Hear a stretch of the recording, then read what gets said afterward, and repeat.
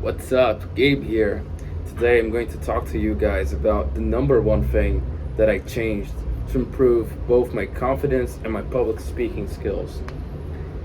And before we dive in, I like to start by saying that I was raised in a family and a culture that taught me to be humble, a bit too humble, to be honest. And also, I was raised knowing, like Socrates used to say, that I know nothing. So, having this humbleness towards your creative and your intellectual pursuits as well, knowing that you can't know everything. And since you don't know everything, there's always something that you don't know by definition.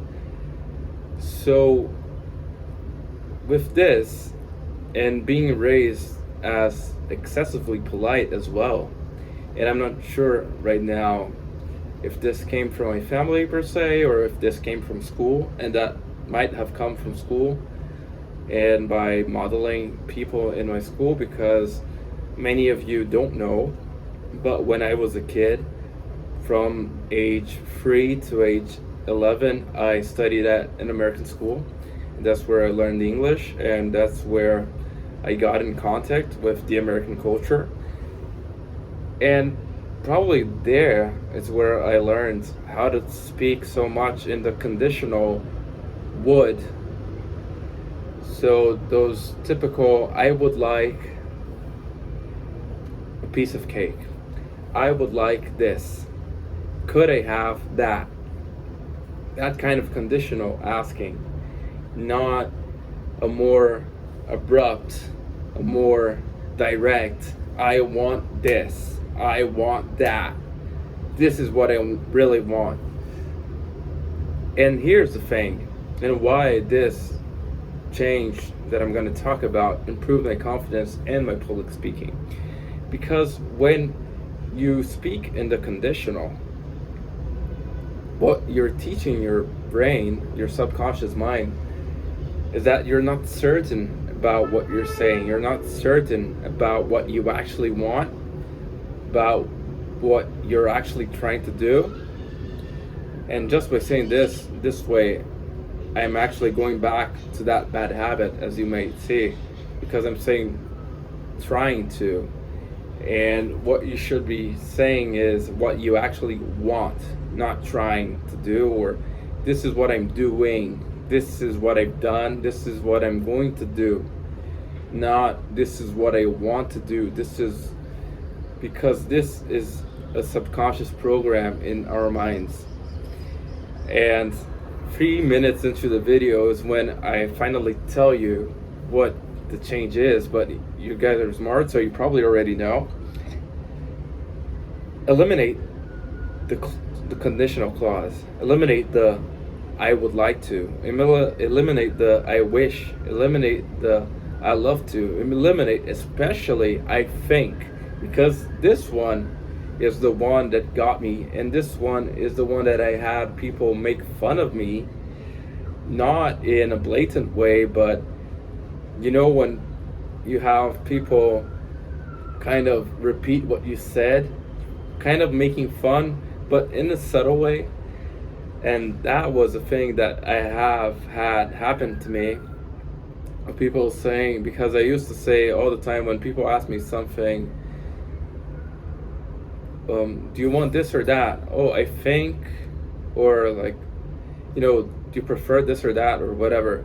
And I would say, I think this, I think this. And they made fun of me for that, for thinking. And it's funny, isn't it? Because in our world, we have more lack of people that think than a lack of people that don't think. There are many people that do things haphazardly without thinking at all. But if you're here, you're probably one of the thinkers. You're probably one of the people that might be a bit perfectionist, or the people that might overthink things and not do things because they think too much. And this one is for you. So substitute this, I think, for something is. I wish for it is. I would like for I want, I have, I am. I love to let's do it. Fuck yeah. So substitute those things.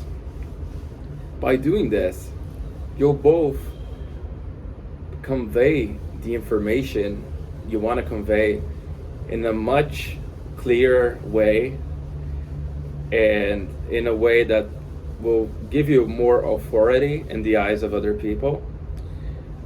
And you'll also convey this to yourself, the most important person in your life.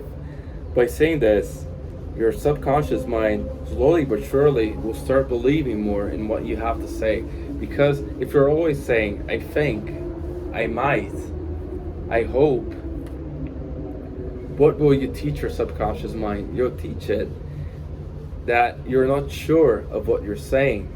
And that's not something that we want. What you want to is to trust yourself.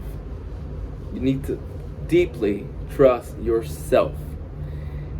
You're the most important person in your life. You're the only one who will be with you, whatever the situation. Even if you're in a roadside bathroom in the middle of Peru at 5,500 meters of altitude with stomachache, which has happened to me.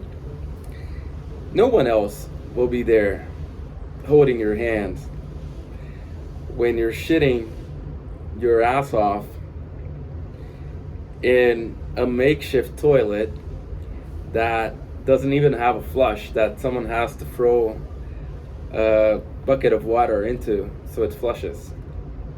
No one will be there for you. So if you are not there for yourself, no one will be. And that's the thing.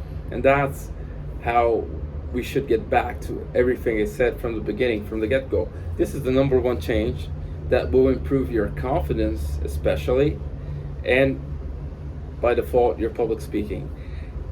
Trust yourself, and trusting yourself starts with you talking in a way that conveys the information you want to convey as if you were certain of it. And even if you're not 100% certain, practice this. Use this as an exercise. Speak as if you are 1000% certain.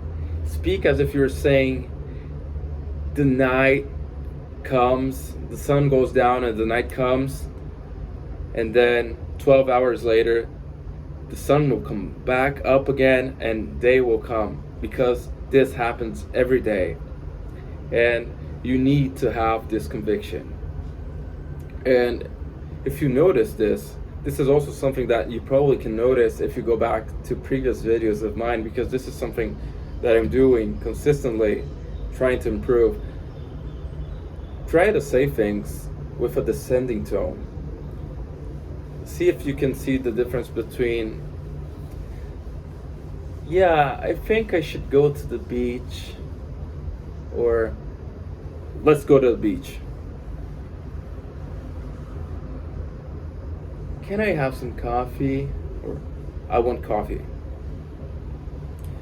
Did you see the difference between the ascending tone, the question tone, and the descending tone? This is something that we do naturally. And this is something that if you start looking for it, you'll see in everyone that you talk to, when they're asking a question, you typically have a more ascending tone. So if I actually ask someone a question, I might ask them, hey, how can we get to that place? So you see, it's a bit more ascending, because you're asking a question, so you're asking for help. But the person might say, yeah, go straight ahead, 2 blocks, turn right. It will be right there. So you can see that the person answering, if they know the answer, of course, and they have conviction of it, they will say it in a descending tone. So if you use this saying things with conviction, and conviction in the words that you're saying as well, and you use the descending tone, you will appear much more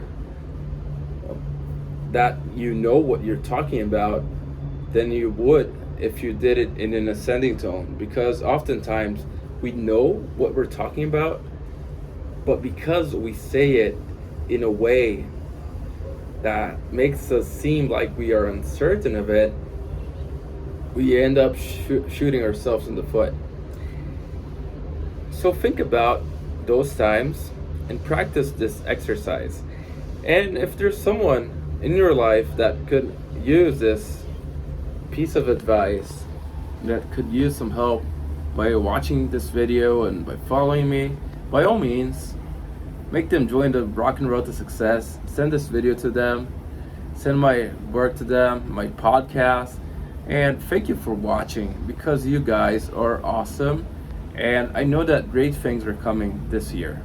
I know it for a fact. So please share this and comment how you're going to apply this in your lives. Let's fucking go.